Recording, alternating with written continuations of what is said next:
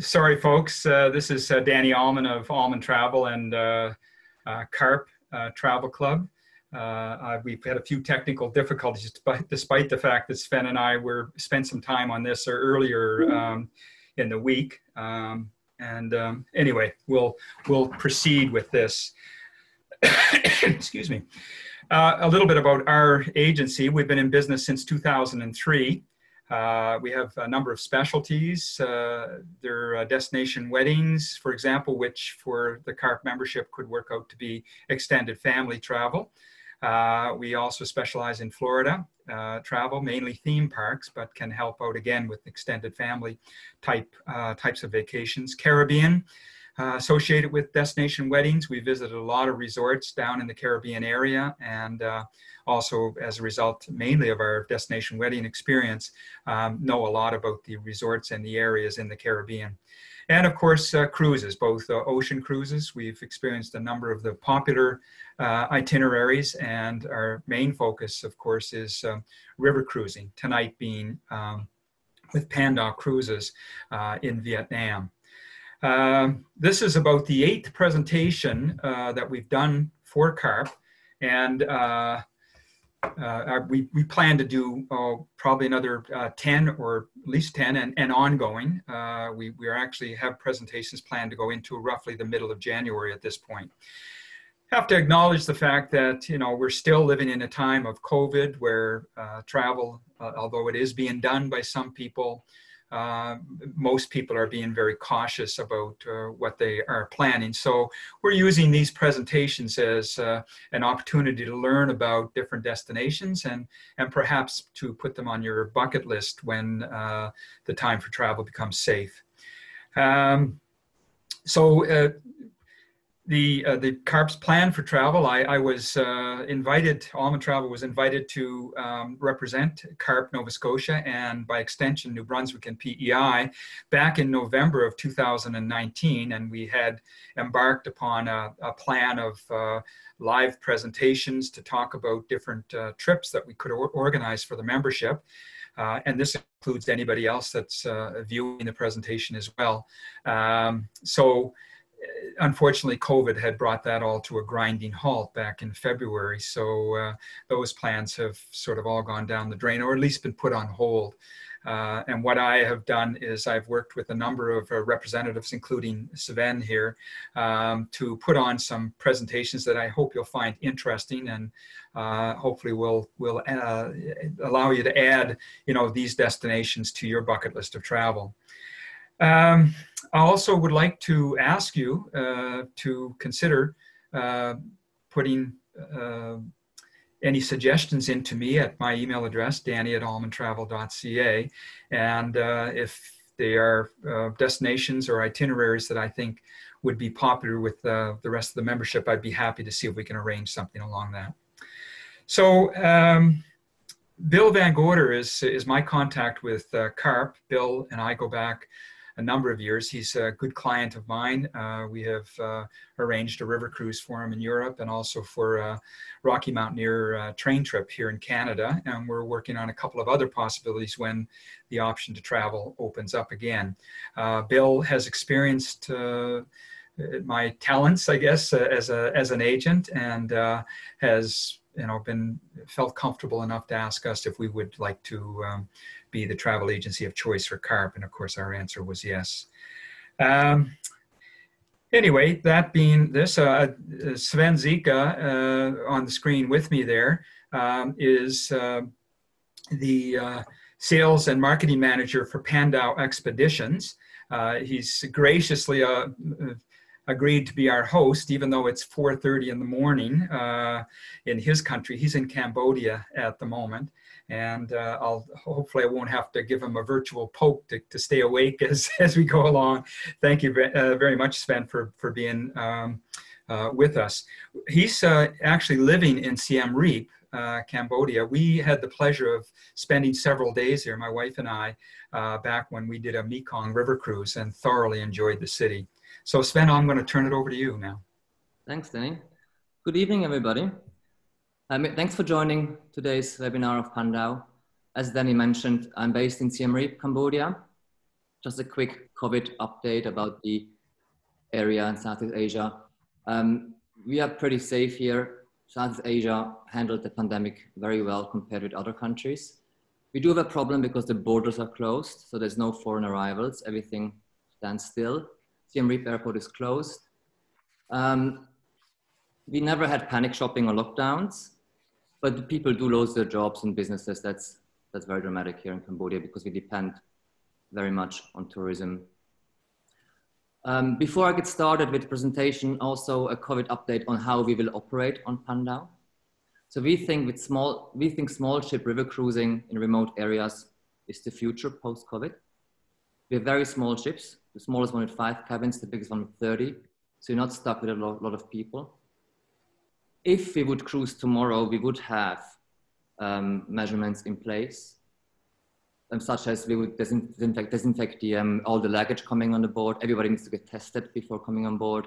We do temperature tests daily of crew and passengers. There will be social distancing on the ships, which is possible because we have a large public area. Wearing masks on village visits would be mandatory because we don't want to freak out the local villages. And all those things are in place and possible on board. And also the crew would need to wear masks 24/7 when they are at work, when they do housekeeping, waitering, or cooking. So this is in place if we would start cruising tomorrow, but we won't because everything is closed in Asia and we most likely will start in July, August 2021. I will give you a short introduction about Pandaw, who we are, talk about the ships, the cabins, wining and dining, quick overview where we sail, and then the main part of this presentation will be Halong Bay and the Red River in northern Vietnam. To finish it off, 2 itineraries in Myanmar, and then hopefully we have time for questions and answers in the end. If you have any questions during the presentation, please use the chat box in Zoom, and we will try to answer them at the end.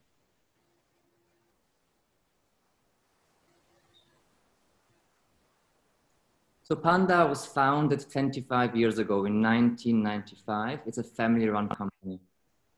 Our founder is Paul Strachan and Rosa Strachan, his wife. They're based in Scotland. And Paul is a Burmese historian. So he lived many years in Myanmar and found one of those old Irrawaddy Flotilla Company ships. The Irrawaddy Flotilla Company was the biggest privately owned fleet during the colonies. The ships were built in Glasgow and shipped over to Yangon to cruise on the rivers Irrawaddy and Chinwin.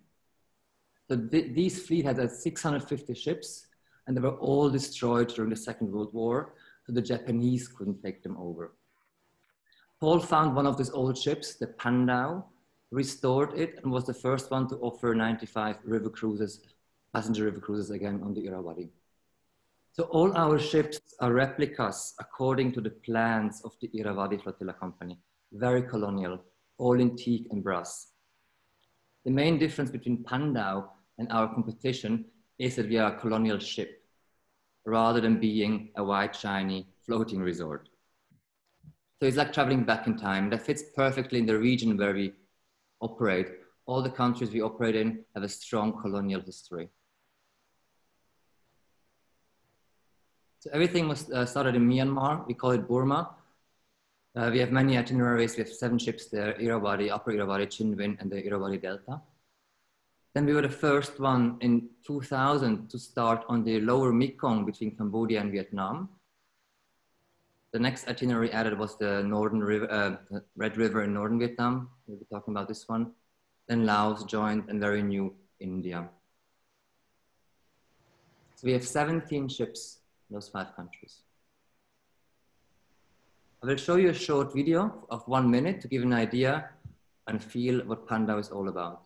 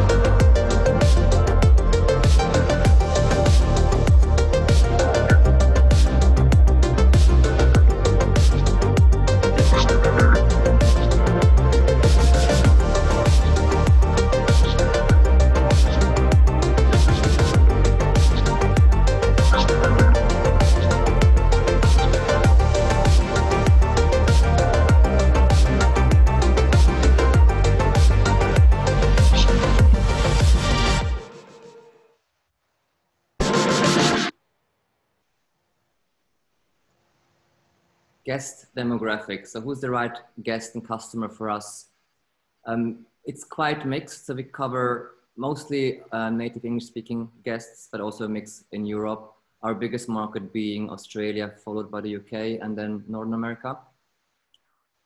Average age would be 55, 60 plus. There's no limit to the top. And it's all about being outside, authentic local experiences, and it's a soft adventure on a Pandaw. So what we don't do, it's a 5-star product, but we don't do high heels at dinner and yeah, stuff like this. So it's more adventurous, more relaxed. This would be a saloon bar on a bigger ship. You see it's very colonial.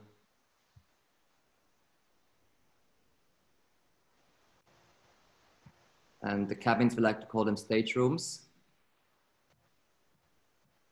The 16 square meters, 172 square feet, all come obviously with bathroom, air conditioning, and all the 5-star hotel amenities. This would be a twin setup, and then you have here a double setup, and there's enough storage under the bed for your luggage, and obviously it's also a closet, a mini safe. All cabins are outside cabins with direct access to the promenade deck. And you have those French sliding doors. One door is floor to ceiling window, and the other one is the wooden shade. And you have the private seating in front of your cabin. It's a very much an outdoor experience, very social experience. People spend their days, the afternoons on the sun deck or the promenade deck. Nobody's hiding on the private balcony because it's all open space. This would be a setup twin and double. So we have 2 decks, the main deck and the upper deck. The cabins are identical. So the size, decoration, inclusions, everything's the same. We charge more for the upper deck because we have a better view. So AlmonTravel has direct access to our live availability. Book early and you can pick the cabin number you want. In general, I'm saying pick a cabin as far in the front as possible because there's less vibration from the engine. We do not cruise during the night, so there's never an issue with engine noise or engine vibration during the sleeping time.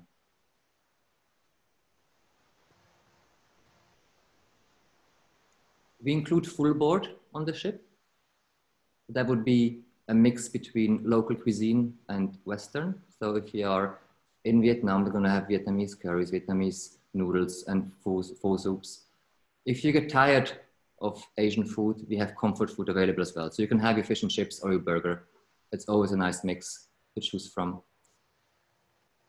We mentioned buffet here on this slide. This will post-COVID obviously not happen anymore. So there will be no self-serving during meals. It will be all served by the crew. And we include unlimited mineral water, tea, and coffee.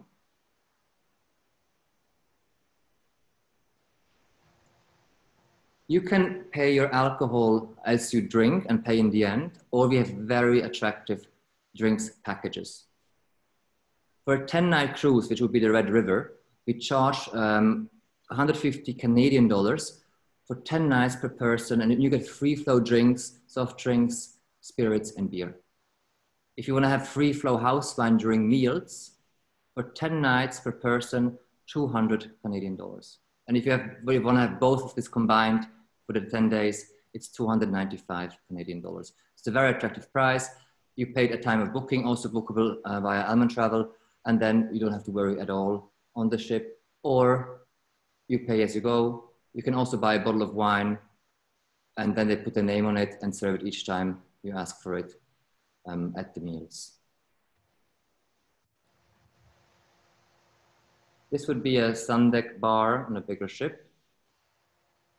So we have cocktail hours before dinner, and then we have the briefing, and the cocktail is on us. No matter if you have booked the drinks package or not, we're offering every night a different cocktail from the region. The dining room on the Anchor Pandaw, cruising on the Red River. Good. That was a short intro about the cruise company. Now I'm going to be talking about the Red River. For that, I have another 1 minute video ready for you.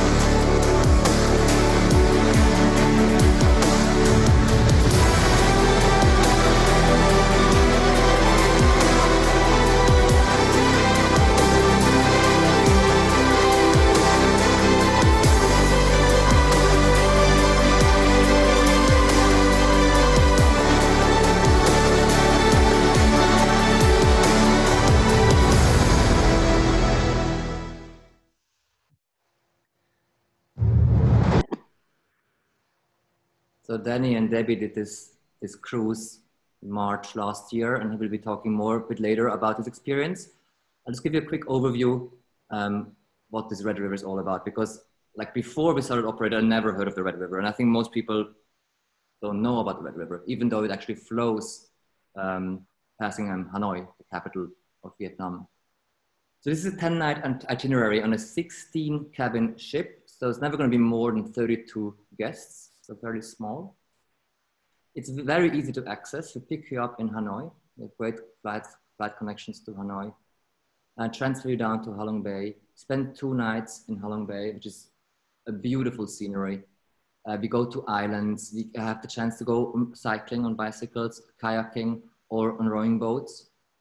So you can be also active during those holidays, not only eat and chill. We also visit a lot of local villages. Ceramic, bonsai, hat making.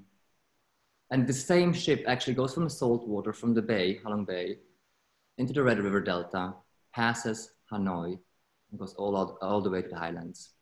So you have 2 maps here. The one on the left is the high water itinerary, which goes all the way to Hoa Binh and Thien Du.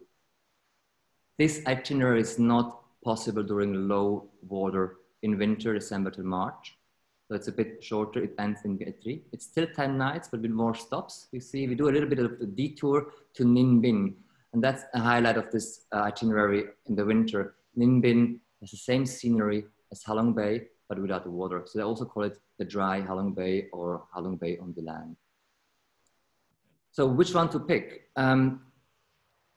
It's more scenic if you go in summer. So the left itinerary, April to November.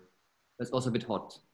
If you have issues with temperature, if you're like, oh, Asia's too hot for me, then pick northern Vietnam in winter. I'm talking about 20 degrees, it's not freezing, but it's for us in Asia, you need a jacket for 20 degrees. So it's not boiling hot as during the summer months. This starts from 4,700 Canadian dollars for 10 nights per person sharing a main deck cabin. Over the Angkor Pandaw with 16 cabins in Halong Bay. There's a lot of ancient villages along the Red River. That's the Hanoi Opera, and obviously the motorbikes belonging to Hanoi. Typical village scene at the market.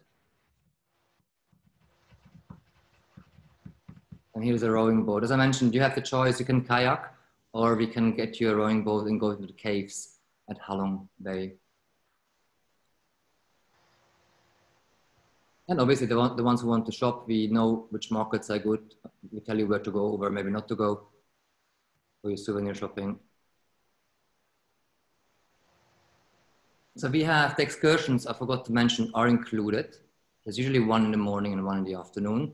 They last from anything between 1 hour to 3 hours, depending on what's there to see.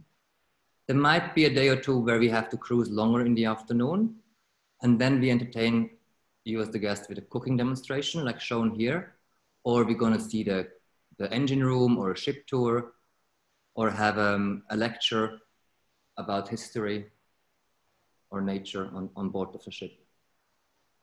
And you can always, if you like want to have alone time, read your book.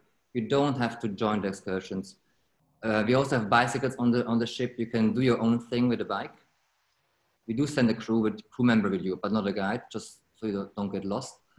But if you want to have your alone time, there's enough space on the ship to read your book and to be away from the group.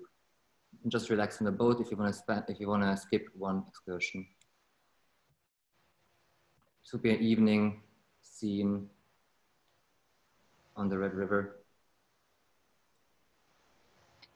Halong Bay. It's a very much an outdoor experience, like I mentioned before. You're always outside on the deck. These are the cabins on the Anchor Pandaw.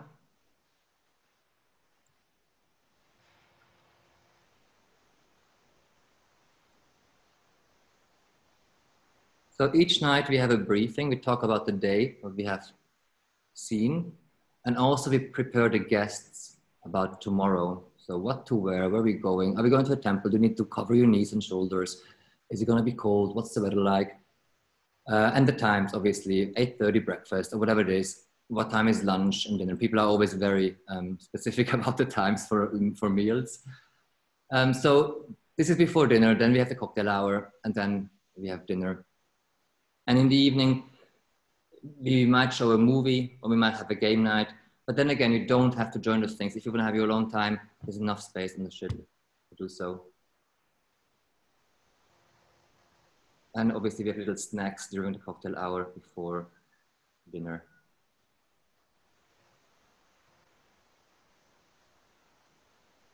So for the meals, it's nice mix. It's a la carte served, or maybe we have a noodle station or the chef prepares it in front of you. Most things will be changed because of COVID, but we try always to make it very interactive, explain the local food, and have a lot of different and plenty of food. Mentioned before, all our ships have bikes on board. So if you want to do your own thing, you can just grab them and go on a tour on your own.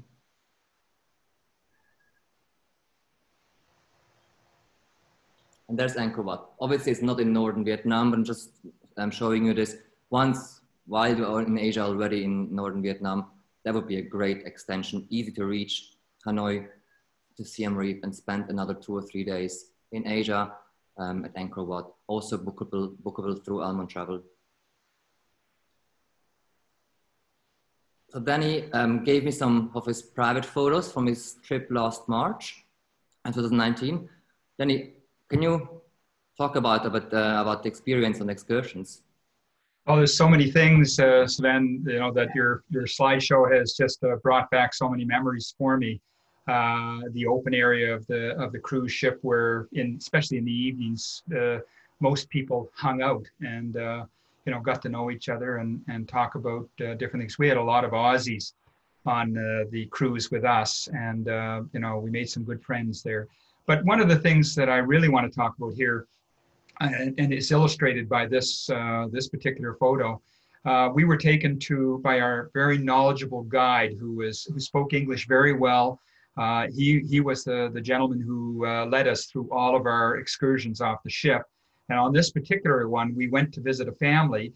It was outside of farming time, so the extended family, probably 4 generations, were all involved in making these conical hats. And I had a conical hat that I had bought at a market, and the difference in quality of what I bought at the market and what Pandaw gave us as gifts was truly amazing. I mean, each one of these hats manufactured at working stations, with the family, probably took dozens of hours. I mean, the sewing, I tried to show a little bit about the sewing in the bottom right corner there, but just absolutely amazing. And they applied a waterproof resin to it when they finished, and of course that took a few hours to dry. So we were taking it with us back to the ship, and it was a little bit sticky.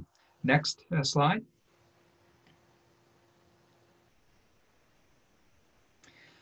This was a ceramic village that we went to, and I had lots of pictures of many different things, but this really caught my eye. This is a picture that would adorn a wall or in a house, or perhaps even a wall outside of a house. And the artwork was just magnificent on it. It doesn't do true justice to see here, but you have this kind of ceramic work, which was very pleasing to the eye. And then next slide.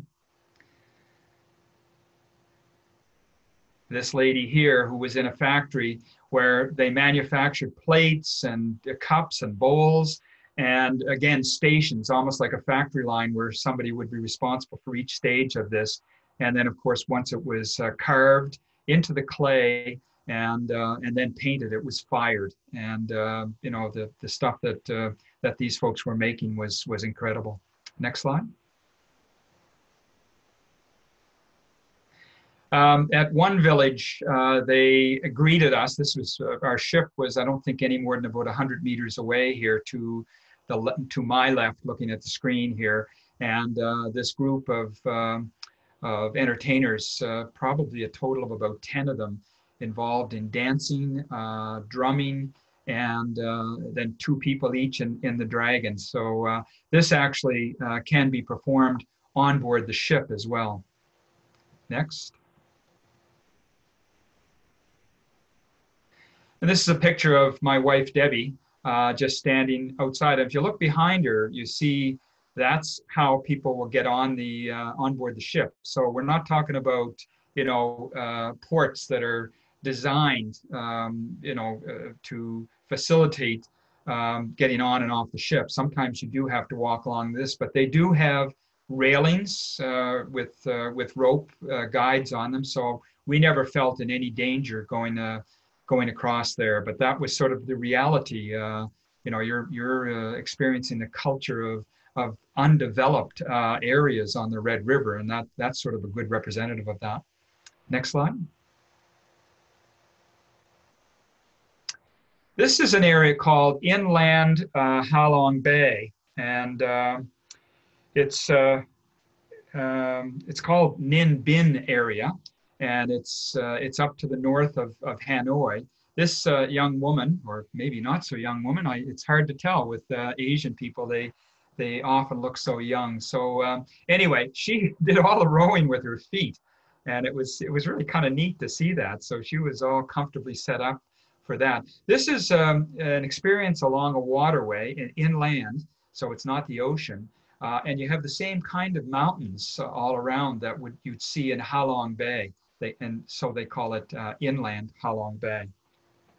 Next slide. My wife Debbie celebrated her birthday in March, and I communicated that to the chef. And on the night of her birthday, the whole crew just paraded out with this beautiful cake and beautifully decorated cake, and we got to share it with everybody on board. But she was congratulated by various members of the ship's crew and the chef as well. Very special moment for her. Next slide. This is in the UNESCO town of Hue, and it's the Imperial City. The time of year is, you know, in the spring, so not a lot of foliage, but you know, all kinds of history available. This was an extension that we did at the end of the cruise. Hue and Hoi An, both UNESCO heritage sites. Next slide. And this was in the area of Da Nang, independently done. They have a famous bridge that's only been there for perhaps 3 or 4 years, but it's called the Golden Hand Bridge, and it's located in the Sun World Bana Hills. It's really quite neat. If you get a drone picture of this and you see both hands, it's quite good. If you look at it on the internet, you'll see some wonderful pictures. But it's a bridge that leads you to sort of an area that's under development right now. I would liken it to Universal Studios, for example, down in Florida, where you have faux fronts of buildings. So they're not real buildings as in depth and size, but beautifully designed and very interesting. At the time we visited, it was not finished. I'm not sure if they're actually going to, you know, have plays or entertainment or whatever to go along with it. I suspect they would, but it will probably take some time. Next slide. And over to you, Sven. Thanks, Danny. It was quite interesting that you mentioned the jetties or the piers and the photo with the Anchor Pandaw. So the way the ships are built, according to the Irrawaddy Flotilla Company plans, we have very shallow drafts because the Irrawaddy River was very difficult to navigate with sandbanks always moving and low water. So because of that, our ships can go further than others. And there's also a reason why our ships don't have a swimming pool, because that makes the ship very heavy. So we want to do expeditions and go as far as possible rather than having a swimming pool on board. We still have 10 minutes. I'm gonna give you a brief introduction to Myanmar, or how we like to call it, Burma, where everything started. Just to give you an idea what else is there on the map in the world. So those are the typical riverbanks in Myanmar, and they're changing during the season and every season. And there are going to be new riverbanks, or the riverbanks going to be gone, or new river islands or sandbanks. So it's always a very tricky river to navigate. And we do get also stuck on sandbanks. That's part of the adventure. So the Anchor Pandaw you saw before in the Red River was 16 cabins. And this one would be our biggest ship, the Orient Pandaw, 30 cabins in front of Sagaing Hill, that's near Mandalay. If you haven't been to Myanmar yet and you don't have much time and you want to cover all the highlights, I suggest this cruise. We call it the Mandalay Pagan Packet. You can also book it via AlmonTravel. It's a very attractive price. It's Canadian dollars, 2,700 per person. It's going to be difficult for you to find a land tour which covers all sightseeing, 4 to 5 star hotels, and full board for this price. So it's really a good deal and covers all the cultural highlights between Mandalay and Pagan. This would be a Ubine Bridge near Mandalay in Amarapura. That's the longest teak wooden bridge of the world. It's not in the Irrawaddy, it's a smaller lake nearby Mandalay. And we do surprise our guests with, we take small rowing boats, and then we surprise our guests with champagne for sunset under the bridge.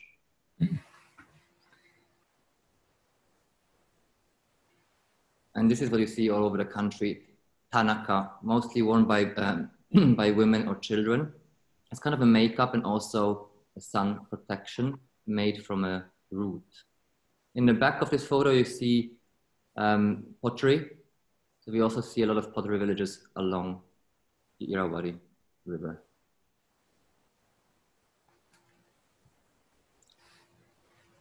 If you have more time, and if you're looking for the remote areas, I would suggest Pagan and the Upper Irrawaddy. So you will cover the cultural highlights of Pagan and Mandalay.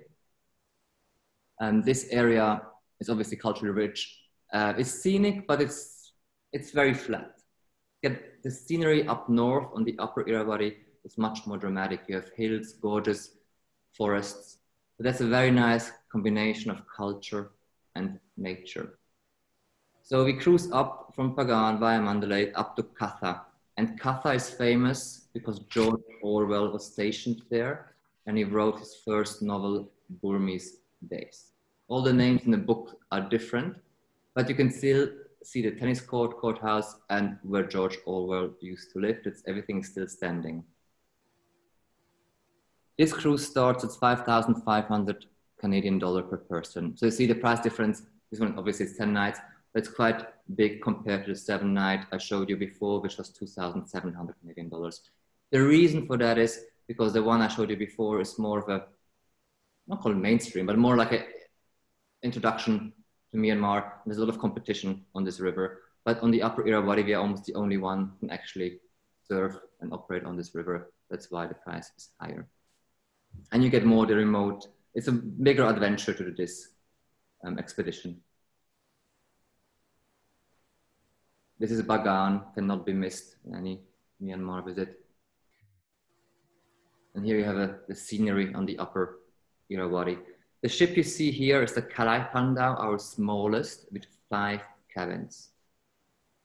So you have a group of friends or a family, you can charter that ship easily, 10 people. And that's what you see every day. Those golden stupas coming on hills, in villages, in forests.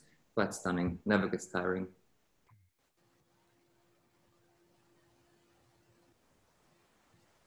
And visiting villages is very authentic. It's not a tourist trap because there are not many tourists going. There's low land access, no airports, and not many cruise operators actually go up there.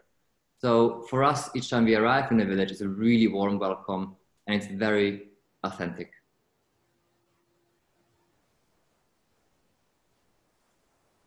I want to mention 2 specials you can get through CARP and AlmonTravel. We have a lot of dates without single supplement. So pick your date early to avoid disappointment. That also means that on those dates we picked for single travelers, there are going to be a lot of single travelers and not only couples. So that's quite comfortable if you travel alone. Then we know people like to plan and to book their trips, but nobody wants to take the financial risk. That's why you can actually book a cabin now for only 140 Canadian dollars per person. It's a very minimal risk, but you can already secure a cabin for next year and plan and look forward to it.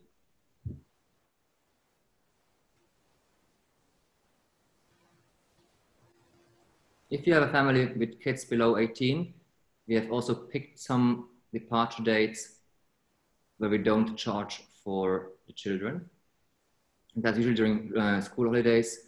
It's unfortunately not available on the Red River. The ship is too small for that, but on other rivers we have that. So we have 2 paying customers, 2 adults in 1 cabin, and the second cabin will be free of charge for 1 or 2 kids below 18 on selected dates only.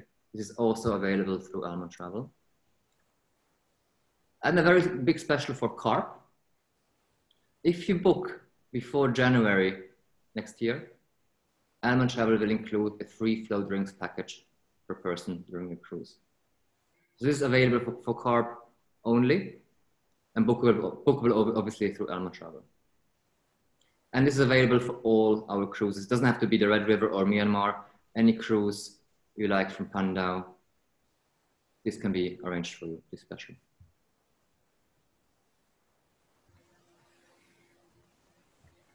We've reached the end of the presentation. Thanks all for listening. Benny, over to you. Okay, thanks, Sven. Just a couple of concluding comments. Again, looking at pictures on your presentation. The demographic for river cruises is lowering in age. I've been on a number of cruises where there have been 40 and 45-year-olds. The demographic typically is 50 to 65 and older, but for anybody who's saying, oh my gosh, I'm going to be on a cruise with a bunch of old people, that's probably not going to be the case. And the other thing to keep in mind is that these are all people who are interested in the same sorts of things you are, so very common ground for talking. And another very important thing is that our experience over 10 river cruises that we've taken is that Canadians are held in quite high esteem amongst the travelers. So it's kind of nice to be appreciated and welcomed on these cruises. And every river cruise has similarities as well as differences. I mean, you unpack once, you've got an excursion planned every day or more, you've got your meals provided, and that sort of thing. But one thing we've recognized is that there are aspects of every cruise that are very, very different. Our Red River cruise really emphasized the cultural differences between our country and Vietnam. We really enjoyed that aspect of it.